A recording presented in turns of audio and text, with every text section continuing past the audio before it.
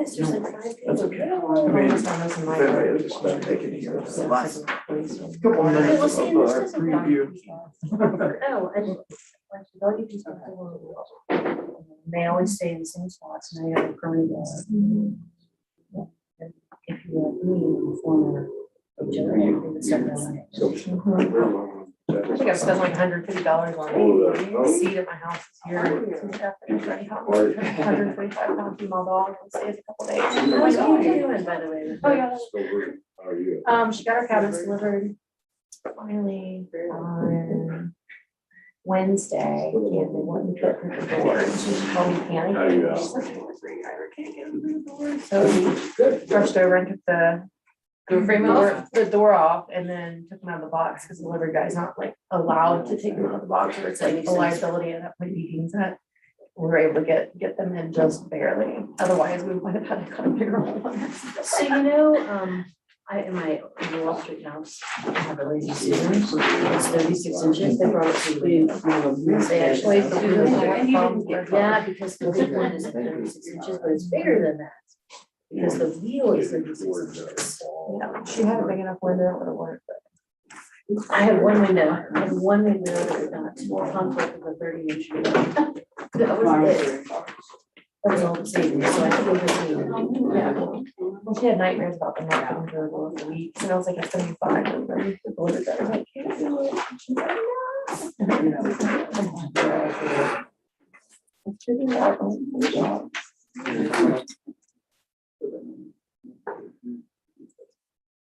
Yeah, so she's pretty excited to have those around. She should have them installed in a couple of weeks. She stays here and there. Got too much in the way because the, you know, too much should be in it's just she can't be organized and you understand.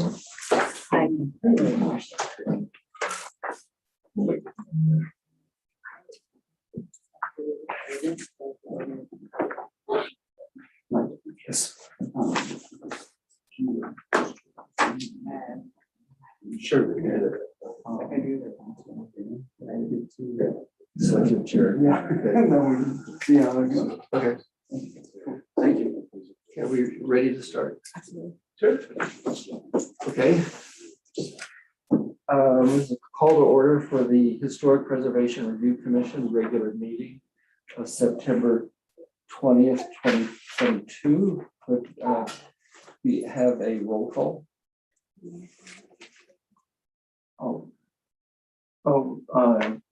Either way, we have swearing in. We can do swearing in first. Okay. Acting Chair Michael Davenport. Here. Rachel Cherry. Here. Patty Tyler. Here. Lisa Manifold. Here.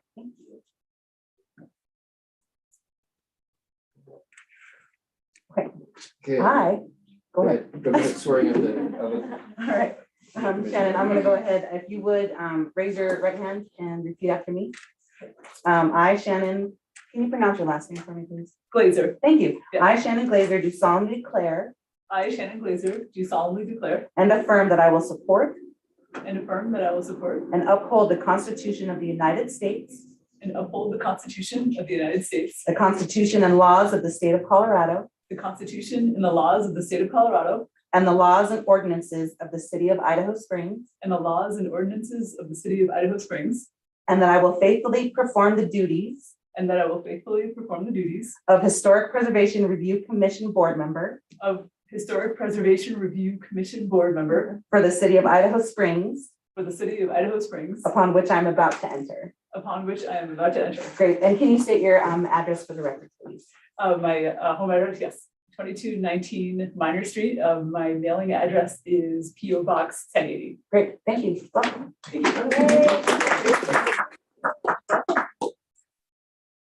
Okay, our next order of business is the selection of the commission chair.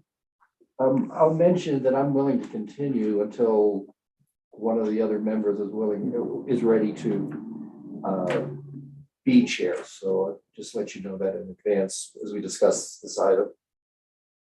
And if I may too, we do have training next month. So I know that's something that the commission discussed previously over the summer. And Yes. so we do have a person from the state. I know that Commission Member Davenport also has a training background as well. And then we will have a short presentation from the city attorney and myself in regards to a little bit on conduct of meetings. So, you know, the person from the state's going to tackle a little bit more of Secretary of Interior guidelines, probably cover just, probably not go over the city's guidelines so much, just because they won't be familiar with our individuals, but note that they're there. And then the city attorney and I will kind of work on conduct of meetings. So if we decide on a chair tonight, fantastic. If we do want to work on an interim basis until after, you know, training and things, that's understandable as well. However the commission would like to proceed. What day is that training? It's going to be the 18th, I believe. It'll be the next regular week. Okay, so Tuesday, 18th. And just in regards to the training, I don't know if this is the appropriate place, but maybe if we look at the training and you have questions of our particular guidelines in relation to this, the state of Colorado and the Department of Interior, this might be a good time to ask about this. Absolutely.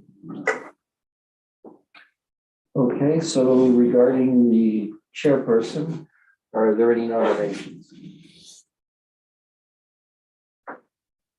Since Mike, you are not, I see the look, since you are not interested, I will nominate myself and say I'm happy to take this. Okay. Any other Unless someone nom- else has anything, like I'm perfectly happy to step away if there's someone else who is interested. Okay, so are there any other nominations? Or is there a second to the nomination? I second her nomination. Okay, are there any other nominations? Okay, seeing there aren't any other nominations, I guess we vote on this. Roll call. What's your roll call? Michael Davenport, Yes. Rachel Church, Yes. Patty Tyler. Yes. Lisa Manifold. Do I need to abstain? Does she vote for herself? Okay, yes. Shannon Glazer. Congratulations. Yay. Do you want me to continue, Mike? Yes. Okay. All right, so moving right along, approval of the minutes for July 19th, 2022. Do I have a motion? Bueller? I move to approve the minutes of July 19th, 2022. Thank you. Do I have a second? I second that. All in favor, please indicate by raising your right hand. All opposed? Excellent. All right, moving right along, are there any public comments? Ms. Wonder?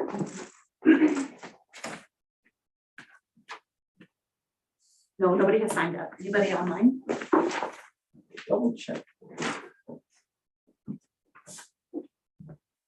No, we have no attendance online. No. Besides. Okay, perfect. Then we'll close public comments and move along to new business, public hearings for the landscape and building improvement plans at the Carnegie Library, 219 14th Avenue. They're looking for an amended COA due to plan revisions. And Jared, do you have a staff report for this? I do. Thank you. Before that, we should ask if anyone has a conflict of interest or if there's been any regarding this application or if there has been Excellent, any, yes. or if there has been any ex parte contact prior to. Does the anyone sharing. have a conflict of interest? Any ex parte contact? Thanks, Mike. All right, thank you. Before you this evening is a familiar application, something that we've seen a couple times. So we've reviewed the plans for landscaping, largely landscaping improvements for the Carnegie Library a couple times. And this evening we're coming back to you because of some additional information that we've received, largely in the form of new bids. So at the last, I believe it was June, when we discussed this, we came up with this idea that maybe we will be able to divide the work into two separate packages and bid it out. We did that. And unfortunately, it came in, just one portion of it came in even higher than the combined the previous time. So regardless, it was a little outside of the budget for this project. So since then, we've gone back to the drawing board. We've been working with Hain Architects to sharpen our pencils, as well as the library district here this evening. All of the three entities got together, sharpen our pencils, and do have a revised plan set that does take out a few items. I'll touch on a couple things, but then I'll turn it over to Hayes to get into a little bit greater detail regarding the plan sets. But in front of the Host House Plaza, there's been a number of changes that previously have been indicated to be a large plaza, concrete plaza. Now that's been kind of narrowed down and proposed to remain as gravel. And then there are a couple of locations, especially at the flagpole area where the bike rack is near the main entrance. That was originally planned to be pavers, and it has been altered to concrete to hopefully cut down on some of those costs. There's also artificial turf rather than grass proposed on this. You do have a cut sheet of that artificial turf in the packet. One of the things that was coming back as quite high was the irrigation system. And it's twofold why we proposed the artificial turf. One was the cost of the irrigation system. Second, as you know, we've experienced in other locations throughout the city, turf or natural grass is extremely challenging to maintain up here. Because there's so little of it, it gets a lot of use, which is great. But it also then kind of gets deteriorated, and it's not a quick and easy restoration project. So we do feel that the artificial turf is a better material for the use of this site. We have run it past the state, History Colorado. They were amenable to it. Pains have been taken to try to make it not fluorescent green, et cetera. So we do think that's something that will match the site a little better. With that, I'd like to turn it over to Hayes for any more comments. Oh, I think we should just. Open the public. Does anyone have questions of staff? Yeah, are there any questions for staff? I've got several. Is there an estimate or a bid yet for the installing and the material for the artificial turf? Not as of yet. I do not. Oh, hasn't been bid up. I apologize. Actually, just today, we had been in contact with some artificial turf suppliers, and just today we got an email from one of those, and he gave us an estimate of $10 to $12 per square foot. Now that includes the site preparation, the artificial turf is actually an assembly. It's not just the turf itself, but there's also sub-layers that are required below the turf. And so that price that we were given includes that entire application installation. Okay. I guess if we don't mind taking this out of order, how long is the guarantee on the turf? The one that I was looking at, it was showing a warranty of 8 years. And does that warranty include the color? I believe so, color vastness. Okay, and then how is the grass being irrigated now? I don't believe it is. So just a hand watering or just nothing? If I'm not, that's a good question. I guess I haven't looked to see if there's any heads there, but I don't think there are any heads there. There are heads. Oh, there are? There are, but they don't work. Oh, So rainwater. Yeah, we're in water. The librarians were watering it, and I went to see over the project, but I don't think there was actually anything. okay. So it sounds like there's currently not water being. But there are, I don't know if all the heads are still there. Okay. No, Okay. we've seen heads. There are actually on heads adjacent to the building, which we've always been concerned about because, and we wanted those to be reoriented because in the past they have sprinkled against the building itself, which is not a good thing. So I know there are heads next to the building. But they'll be all abandoned. Now, if with this artificial turf installation, we did talk about in the documents, we are retaining the irrigation control box, the valve box, and the connection to the water supply so that the library and the city have the option of reconnecting a sprinkler system in the future if they'd like, or sprinkling maybe just a certain area of the site. Okay. You're welcome. What That's was, all. That's I just have a right. question also. What was an approximation? What was the last bid that we got just for the irrigation system? Do you recall? I believe it was just shy of 40,000 for the irrigation Wow, and the system. whole project was, 315, 314,000, somewhere right in that ballpark. And that was minus the tuck pointing to the building, because that's what had been broken out. Tuck pointing and maybe a couple other small building restoration. All right, The guardrails on the. yeah, the south entry. Yeah. the south entry? And the south front. That's Right, right, yeah. All the work down there at that entrance into the wall. Minor Street end. The monitor. All right, and also the east entry, the main east entry, we did work on those walls quite a few years ago, but they require attention again. They need to be cleaned and repointed. So that work was separated, like Jared said, from the site improvements. Were there any other questions?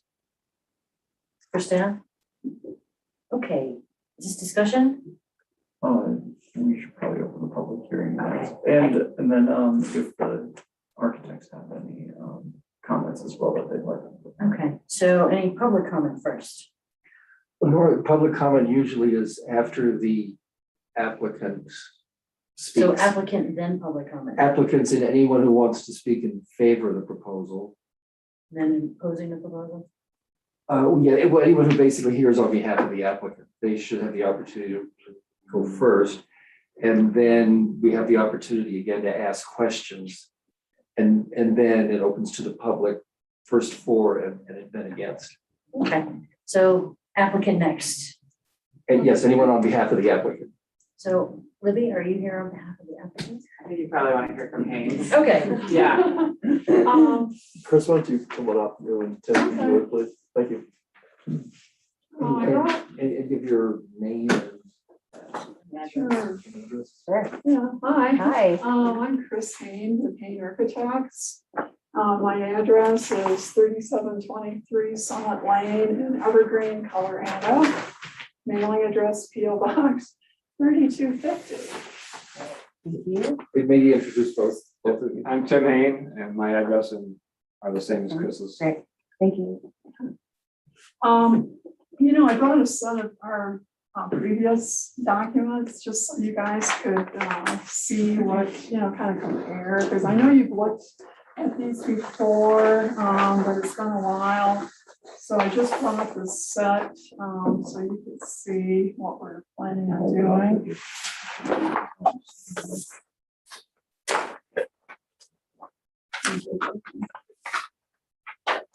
So, oops. So anyways, Jared was saying, this area right here, right now, is gravel. And we've been in discussion with. So if you Libby. step back just a little bit, so they'll be able to see. Oh, I'm there. sorry. That's all right, no, just a little bit, just dangle back a little bit, just so they'll be able to see where she's sitting there. There you go, perfect. There you go, Sorry thank about you. that. No problem. Anyway, this area right here, which is the driveway, sorry. It is currently gravel. And we did work with Libby. Apparently new gravel has been placed in this area and it seems to be working out well. So as Jared said, this area we are proposing that it remain gravel. We are also, though, we are including some bollards down here because we really don't want cars parking here frequently, like they do currently. We also have a curb along the west side.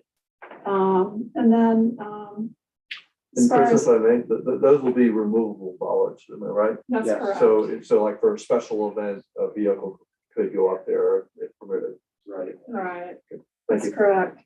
then, well, Yeah, go ahead, Tom. as far as the lawn, anything on the original drawing that's called out as lawn just gets changed to the artificial turf. We are adding a 6-inch wide curb that's flush with grade to separate the gravel from the turf over on the east side of that. This sidewalk and this sidewalk have been broken out. And right, they're not in the base bid, we're asking for an alternative bid or to add those if we have the funds and the bid comes in within budget. This would be added, but right now, these two sidewalks here aren't included in the base bid. This is, yeah, I thought I'd mention too, we did show gravel around the Arastra, and we are now calling for that to be turf. We also originally had called for gravel up near the trees right. on the north side of the main entry, but that's now turf. This is the area that's gonna be changed from brick pavers to concrete. It's decorative concrete too. We want to mention that. It's, the aggregate will be exposed. And we did specify a color. It's a subtle color. It's called sandstone. It's by Davis Colors. So it's not going to be just your basic gray It'll be concrete. similar to the very free accessible ramp, the entrance here. But Although, yeah. basically, Yeah, similar to that. Similar, Nothing here has changed. This is all still right. intact. And then we did have, between the post house and the library, we had a concrete swale between those two buildings, and we've eliminated that. And as Jared mentioned, we did work with History Colorado because they do have an easement on this property, because the library district has gotten grants from the State Historical Fund in the past.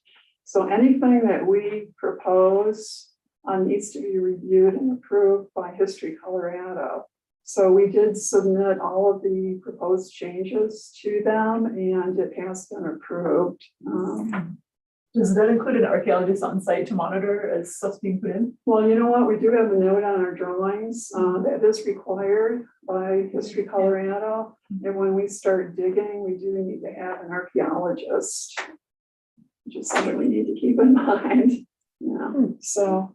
That's essentially it. I don't think there's anything else that we changed other than those items. Is there anything else, Lynn, you can think of? Or? And are there any questions? I have a question. What did History Colorado have to say about the turf? They had no problem with that? They were okay with it. Okay, that's good. Yeah, we checked the standards, we checked, the local guidelines, we checked the Secretary of the Interior standards.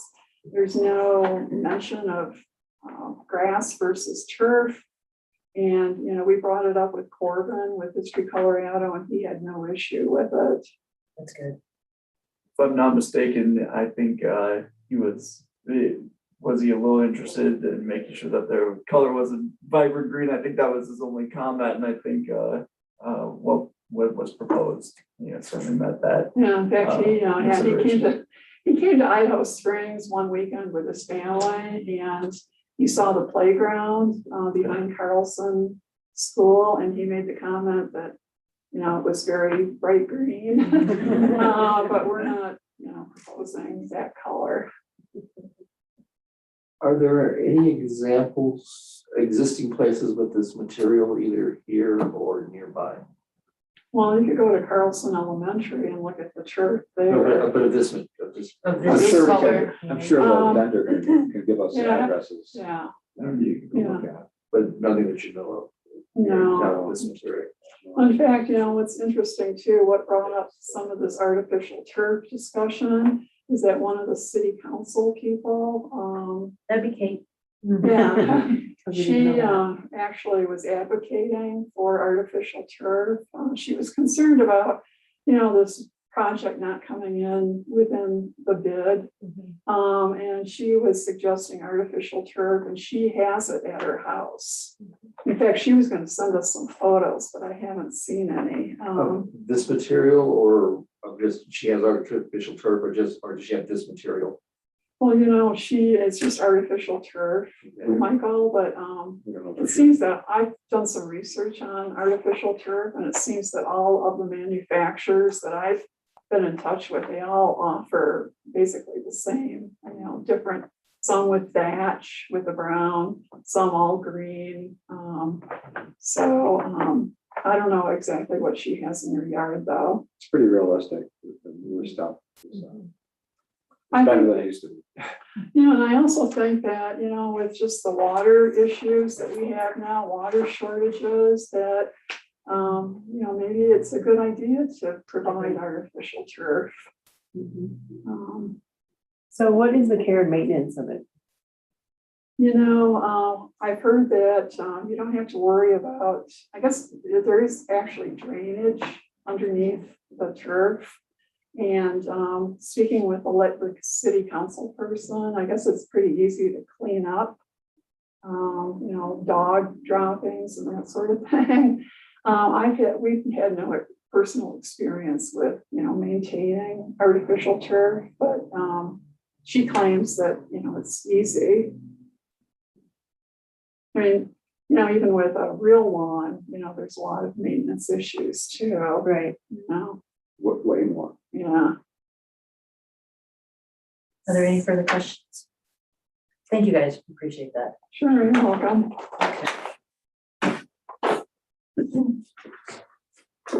Any other public comments? Okay, I'm gonna open it up for question. I guess you then close the public hearing. I will close the public hearing at, I have 6:26. And now we're gonna open up for discussion on, am I not in the right order there? That's right. Yeah, on council matters. What kind of discussion, what kind of questions? This is our time.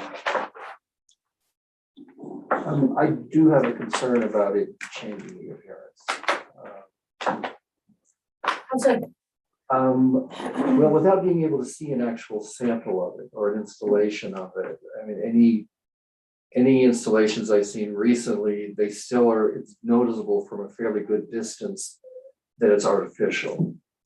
And I have a concern about if the rationale here is basically its cost for doing it, then for anyone else on a historic property were to ask to go to this, what would be the basis then of saying no, to where then we might be looking at to where it might become quite noticeable in the historic district and on historic properties that they're using artificial turf when all the neighbors around them are using have living grass. So I do have a concern about that. Anyone else? Well, when I look at this color, to me, that looks like a swatch of grass. I mean, it's got all the different colors in it and, you know, it looks like grass. I don't know how tall it is. Wanna give the height, I think, It's on the sheet. How Yeah, tall I is think it? it's like an Maybe inch put my and a half. glasses on. It is. Do they have Inch and a anything half. with even more browns in them, or is this the closest to having these more brown tones mixed in with them? This one is the one we found that had the brown tones in it. I don't know if there are others that have more brown. So, I think it looked, you know, great year round. It looked, you know, be a little funny in the snow, but definitely great for putting it in an area where we already have water issues and the cost of water. I can imagine what that bill would be to keep the grass alive in that area. And I'm sure there's a ton of traffic with animals and dogs and sort of maintenance and having to constantly add seed and fix spots and urine spots, you know, constantly is going to be maintenance every single year, all summer long. So I don't think it's a bad idea to put the artificial turf on. Well, Seems cost efficient. it's not only cost efficient, but that's why I asked about what History Colorado had to say and did it go against any guidelines? Because I feel like in our location, we are not meeting our responsibility if we don't look at the fact that we have serious water concerns. You know, not only is it the cost of installing it, but because I sit on city council, I see how much we spend for reseeding every single year. It's a lot for throwing down some seed and sending up hope and a prayer that it actually takes and doesn't get, damaged. I mean, no, it's not, I agree, it will change the appearance, but I think, part of what this board is not only preserving history, but looking at what is the reality of our situation right now. We don't live in a place where we should be, I think we should xeriscape everything and cut down water a lot. But that's just a personal preference because we have water problems. Talking bluegrass isn't exactly like a smart thing to be planning. No, it's not. This is part of the region. Not every summer is gonna be as wet as this one. No, Yeah, it's been a the wet garden's summer. great this year, actually, but- Weird anomaly. Anyone else? Any further discussion? So I think we're at a point where we need to go for a vote for the amended COA. Yes, for a motion. Does anyone want to make a motion? Okay, is there a motion to move to vote to approve the amended COA as listed? I move to approve an amended certificate of appropriateness, amendment, the proposed landscape improvements to the library site. Okay, and you should ask for a second. I realize that we've just gotten the motion. Okay, and then one other thing, it's usually a good idea in a motion to say based on a finding of such and such, which can be as simple as saying based on the information provided in the staff report. So, but it's good to actually have as part of the motion saying based on a finding of what, so Well, that, that's actually in here, okay, COA amendment due to plan revisions. Like if you look at the very beginning of Okay. your business, it's COA amendment due to plan revisions. okay. All right, If Rachel, if you would make your motion again with the formal language so that we are in compliance. Okay. Okay. Do plan revision. Do I have a second? Second. All in favor, please raise your right hand and say aye. Aye. Aye. All opposed? So totally fine. Okay. Is there any other new business? I have a few items. Okay. First of all, the code updates that we've talked about in the past regarding the extension from 6 months to a year for COAs. That is that is proposed to be on the special plan commission meeting of, have a good evening, Thank you, everyone. guys. Thank you all. Time. This code update. Let's get to the fun part. That is proposed to go to planning commission at their special planning commission meeting on the 22nd, so here on Thursday. On Thursday. Yep, we did bundle that together with a couple other minor code amendments that the planning commission's been interested in. So I did want to keep the board up to date on that. I already mentioned the training session. I do also want to mention though that due to scheduling, it might be a bit of a longer meeting. Mostly because we are also anticipating the historic survey plan to come back. Oh, the survey is coming back. Like, is it the final version? That's our hope. Yes, Can we see it beforehand or? we're working towards that end. Yeah, so, but we are trying to build in enough time that if we needed to, we could have potentially a secondary meeting as well. And that brings me to my last point, which is we currently have an existing COA that is under construction. And they have a change order that they have run into some issues and would like to request a change to their COA. And for them, it is somewhat timely.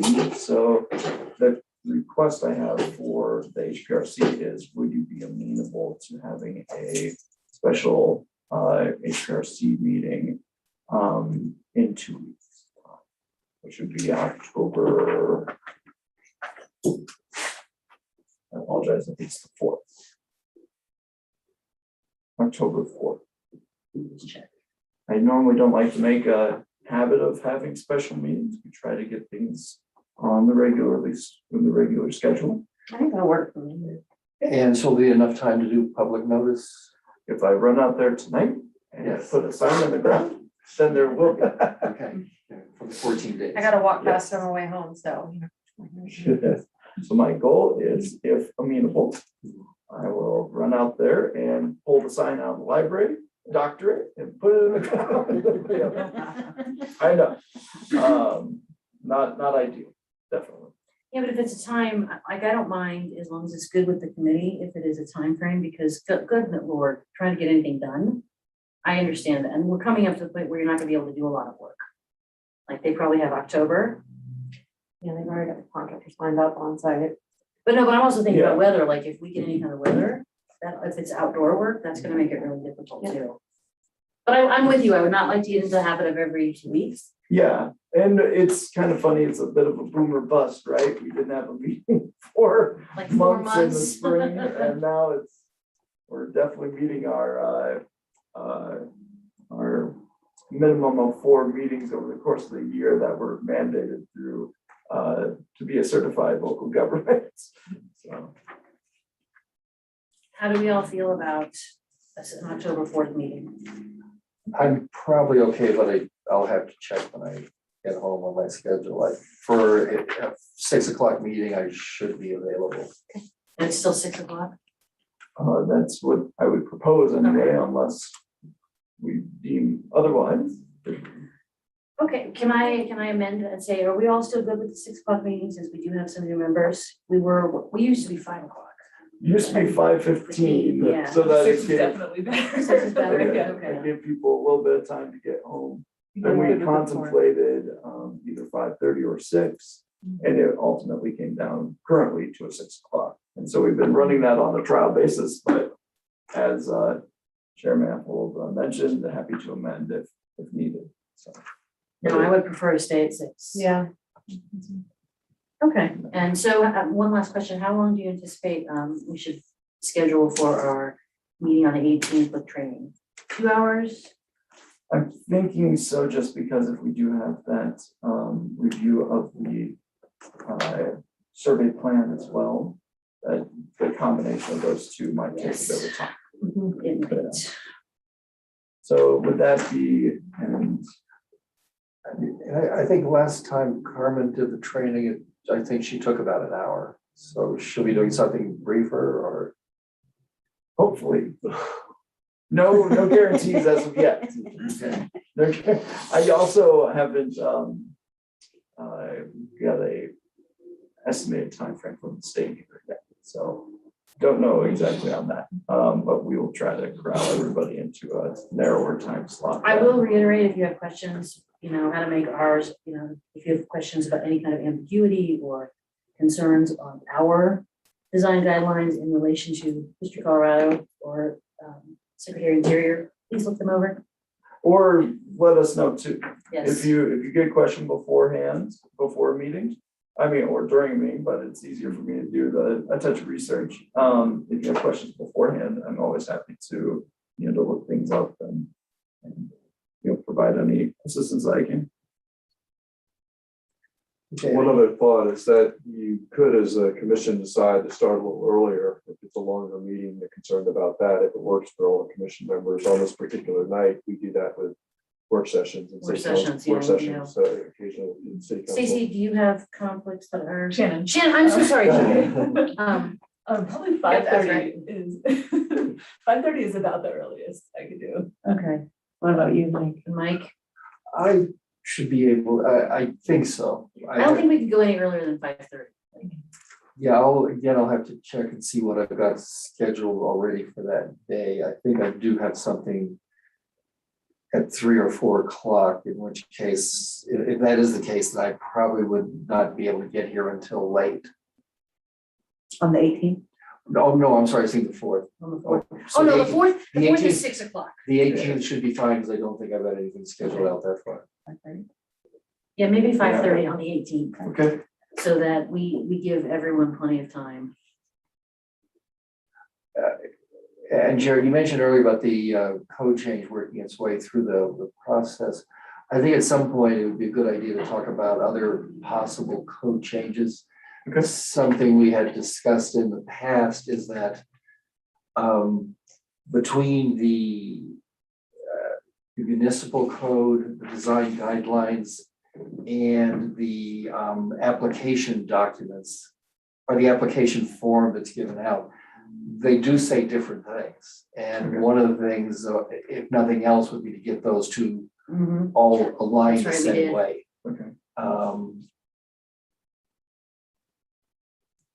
And there may be other things that we had discussed in the past when I was here on staff. Okay. The other excellent. thing is that, and this may be a 2023 thing, but we need to go through the Idaho Springs design guidelines. Like, nobody wants to do that because it's a beast of a project, but those need updating. That's good. And I've actually done that before, and I would say there are a lot of substantial gaps. I would agree with you on that one. Yeah, like the turf isn't really in there. Yeah.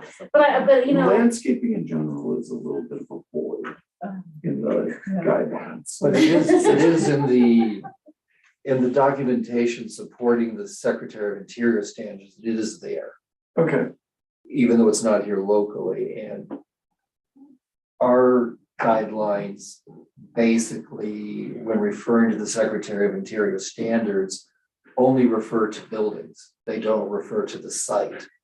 And so I think that was one of the things before tonight's meeting that I noticed was that there's site provisions in the Secretary of Interior standards, but specifically that's not connected between Idaho Springs guidelines and the Secretary of Interior standards. interesting.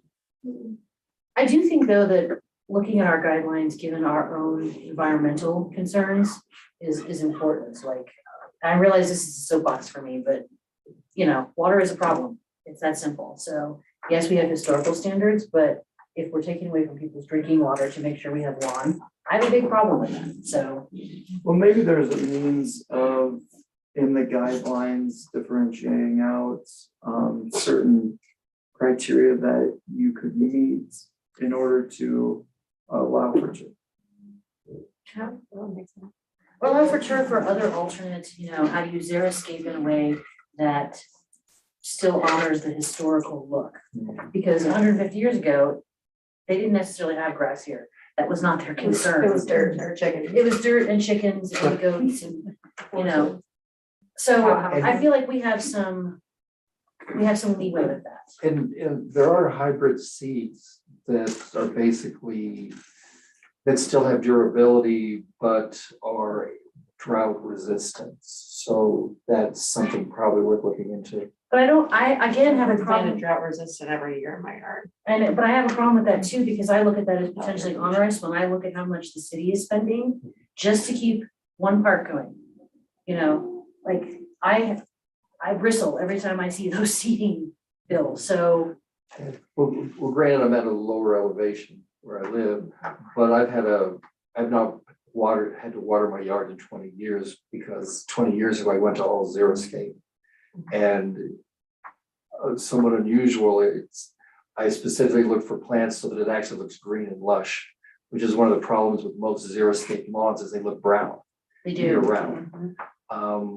So I haven't actually investigated at this altitude, but you can actually have a very green looking xeriscape You know, Mike, yard. you are building a project for yourself over there. You don't even know it. Because my brain is going, you know, we need to, like, I think that would be something to help people as far as, you know, how do we maintain a historic looking look without costing a lot of money. And then the other aspect is there are other seeds that you can use that are hybrids that require less water. I knew a gentleman in the Midwest, it's a little different, but he used buffalo grass in a portion of his yard. And you could tell it immediately, but it would turn brown much quicker, but it was just dormant. It looked dead in the heat of August without as much rain. So there's some And potential. And it has buffalo grass has a thicker blade. So actually, when you're up close to it, it does, you notice that. It looks, it does look different. And the other thing, I don't think it's as durable as, if you're really saying these are play areas,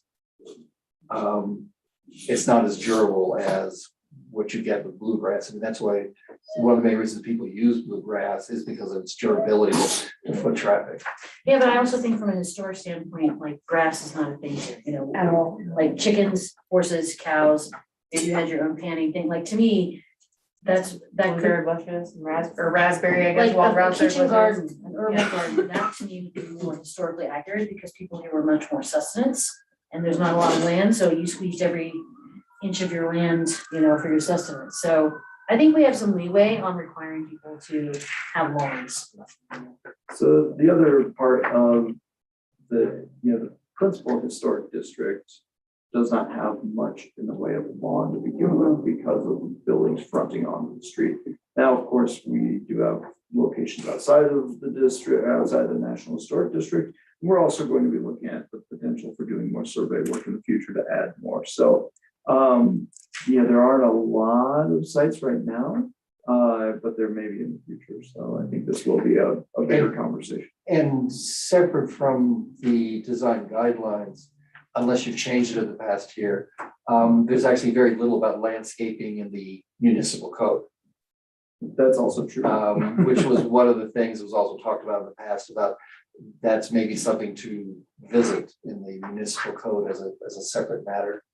Especially in the form of residential, the landscape provisions really look at commercial and multifamily and then industrial to the extent that we have it. As long as we don't go into HOA I don't want us to go municipal, as far as municipal, into HOA levels of control and maintenance requirements. Is there anything else, since we kind of have deviated a little bit? Those were the updates that I had for new business. Okay, so at that point, I will adjourn the meeting at 7:47. 6:47, I'm sorry. You're like, what? Wait a minute. And we will see everyone here at 6 o'clock on October 4th. So thank you guys. For taking on this challenge. You know, it's almost like, oh, look, it's city council, what else can you do? That was my thought too. What? You're quitting city council. Oh, another place to. So there's a committee commission, and then I got in. Really? John got there. Yeah, I said had it to move was from Ward 2 to Ward 1. Or ward, yeah. Fascinating. Listen, I'm all unhappy. So You're good. right, ward. I mean, that's what he told me here. My curiosity more than anything, I but love being part of this, you know. I was really unhappy. Apparently, since the meeting got was scheduled watching the next this week. morning because I was, oh, but I was literally falling. First time I heard that. they haven't given me a heads up as to. I would not have made it. I hope it wasn't mushy. No, my mom moved it in time. Moving ahead. So far. That's all we can do. Well, thank you all Bye, for being Rachel. accommodating too on timeline. Well, I really am, like, I'm with Patty, I'm really anxious to get our training and, you know.